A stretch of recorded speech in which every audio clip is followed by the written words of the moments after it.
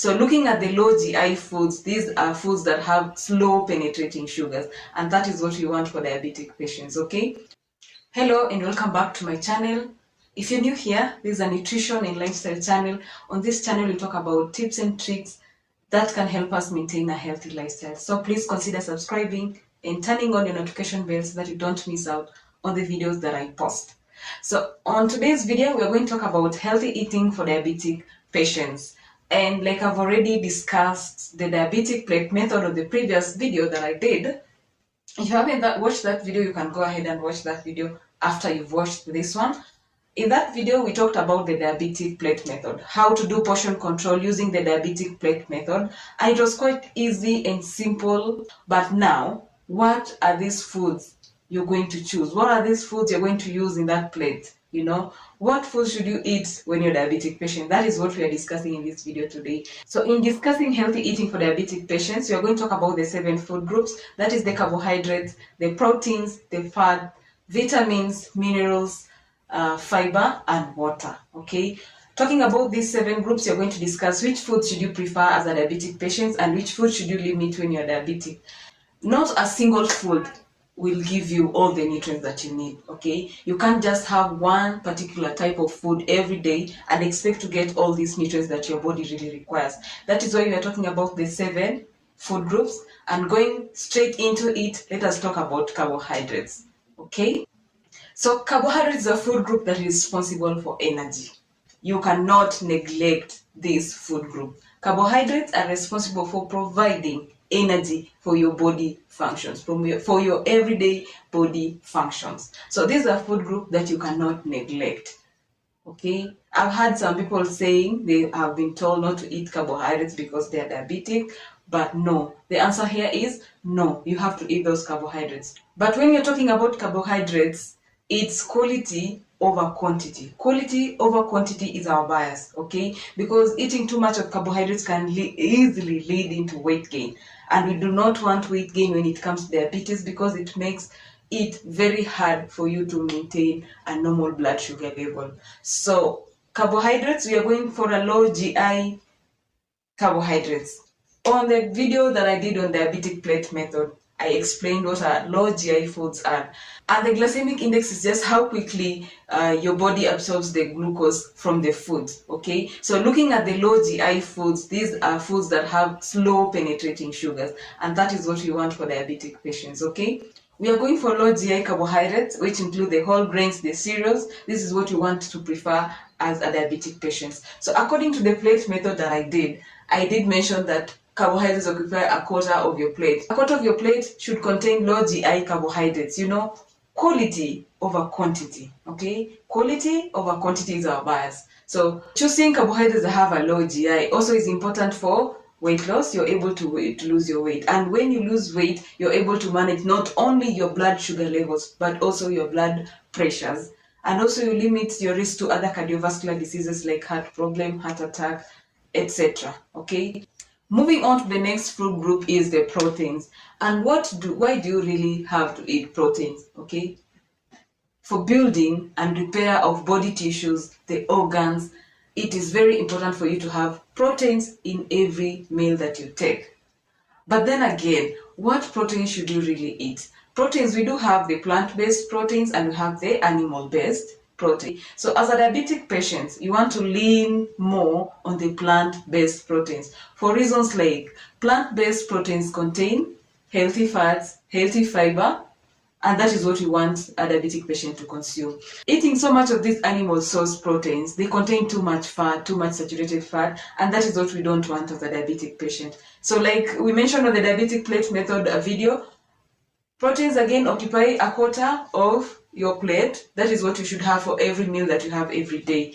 We want you to consider more of plant source proteins like the lentils, the green grams, the beans, the nuts. That is what we want you to eat more. Besides, they also have fiber, and fiber is important for what? If you know the reason why fiber is important for diabetic patients, put your answer on the comment section below. I want to know which person is really keen on my videos because I've mentioned the benefits of fiber so many times. And of course, I'll tell you the reason why fiber is important at the end of the video. If you've forgotten, you can still watch the video till the end and you'll get the answers. So a good way to enjoy proteins as a diabetic patient is to eat more plant-based proteins, like I've already mentioned. But if you to eat the animal-based protein, animal-sourced protein, then you have to skin off the skin from your chicken. You have to limit the use of overprocessed meats, like the sausages, the bacons, because they have added fats, they have added sodium. That is not what you want as a diabetic patient. So moving on to the next food group is fats. So fats provide the most calories as compared to proteins and the carbohydrates. And therefore, this is why you really need to limit foods that are too fatty or using too much fat for cooking. Also, eating too much fat in food can lead to weight gain, making management of diabetes extremely difficult. That is why, as a diabetic patient, we want to limit the amount of fat that we are using. And also, fats are important in the body because for supplying energy for the cells, also putting a protective layer on our organs. But too much of everything is poisonous, okay? You really need to moderate on your fat intake and prefer mostly unsaturated fats. That is what we recommend for the diabetic patient. So the hack here is to trim any visible fat from the food that you're cooking, from the meats, from pork. You need to trim off any visible fat that you can see. Okay, another hack is to use very little fat while cooking.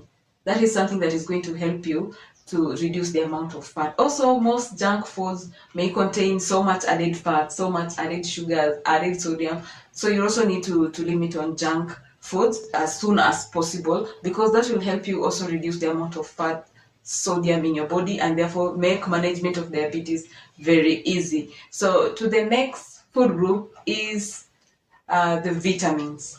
Okay, vitamins are important for boosting the immunity, boosting your immune system. So you already have diabetes, you are already on medications for diabetes. So you want your immunity to be very strong to help you fight other diseases, because when you're diabetic, you're predisposed to other medical conditions. So you want your immunity to be really up there 100%. So eating these vitamins is important. And where do we source vitamins from? From the fruits and the vegetables. Some people always tell me, I was told not to eat bananas or mangoes or pineapples. All these fruits have too much sugar. But what you're missing out is that fruits is a very good source of vitamins. Vitamin C, vitamin A, these vitamins are important in your body. So you do not need to cut off fruits completely. What you need to know is to understand portion size. Like a medium-sized apple, you need to slash it into half. A medium-sized banana, you have to slash it into half. Okay, you can still enjoy your fruits, but you watch on the portions. Okay, on the vegetables side, according to the diabetic plate method, we say vegetables should occupy half of your plate. The half plate rule. More vegetables, the more healthy you become. Okay, and also the cooking method of these vegetables is important. Don't then again put too much fat in your vegetables. You're not helping yourself. You need to also to watch on the cooking method and use variety of these vegetables. There are so many vegetables you can choose from. Variety, the variety is the way to go. Choose more variety and maintain the half plate rule. For diabetes, you'll be okay. But for the fruits, you really need to watch out on the portions. Okay, like I've already explained to you before. And besides, vegetables also contain too much fiber, which is important in management of blood sugar levels. So moving on to the next group is the minerals.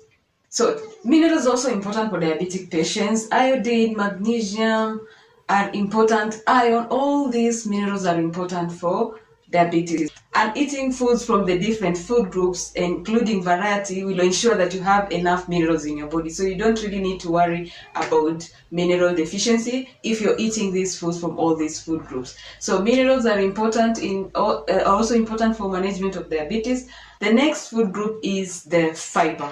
Like I've mentioned before, we get fiber from the fruits and vegetables, from the whole grains. Carbohydrates will give you fiber. Fruits and vegetables will give you fiber. Proteins will give you fiber. So fiber is important not only in helping you prevent other cardiovascular diseases, it also helps you maintain a normal blood sugar level. Okay, fiber is also important in weight management. When you're diabetic, you don't want to gain more weight, you don't want to be obese or overweight. You want to lose weight until you get into a healthy weight. range, that will help you manage your diabetes very fast. So using the half plate rule for vegetables, you're always going to be able to get enough fiber that you need for your body, okay? And also including healthy snacks in between, like the nuts, the groundnuts, can also help boost up the fiber intake, which is going to be very helpful for you. So last but not least is water. Last but not least is water. Some people will say water is not a food group. Why water? Why are we talking about water? For diabetic patients, water is a necessity. Water is important for all those reasons that but most importantly for diabetes, it helps you lower your blood sugar levels. In a situation when a patient is hyperglycemic, the glucose levels have gone too high, water is a good remedy. Taking 8 glasses of water every day should help you lower your blood sugar levels, okay? Besides, water is also good. It gives you a good mood, it helps you flush off all the waste products from your body through urine, of course. And also, the more water you take as a diabetic patient, the more you're going to the washrooms and more sugar is also eliminated through urine. So water is very important. It's a basic need, actually. For diabetic patients, always carry your water bottle, 2 liters of water every day at least. And of course, don't go too much. Of course, too much of it also get you into hypoglycemia, which is something that we don't want to get into. So these are the 7 food groups that you really need to consider when you're diabetic. We are talking about carbohydrates, the proteins, the fats, the vitamins, the minerals, the fiber, and water. Considering all these 7 aspects in your everyday eating will really help you manage diabetes very fast. Following a strict diet as recommended by your nutritionist can help you even reduce the amount of medications you're taking for diabetes, because you'll be managing your diabetes well, so you don't need that much medications. A good diet will also help you prevent occurrences of diabetic complications, okay? You don't want to get into CKD, you don't want to get into nerve damage, problems with your eyes because of diabetes. So diet is a very important aspect. 60% in management of diabetes is your diet. So that means management of blood sugar levels is actually in your hands. You can actually either help yourself or destroy yourself. So following a very strict diet, choosing the diets, the foods that I've mentioned before is important. Okay, so thank you so much for joining me today.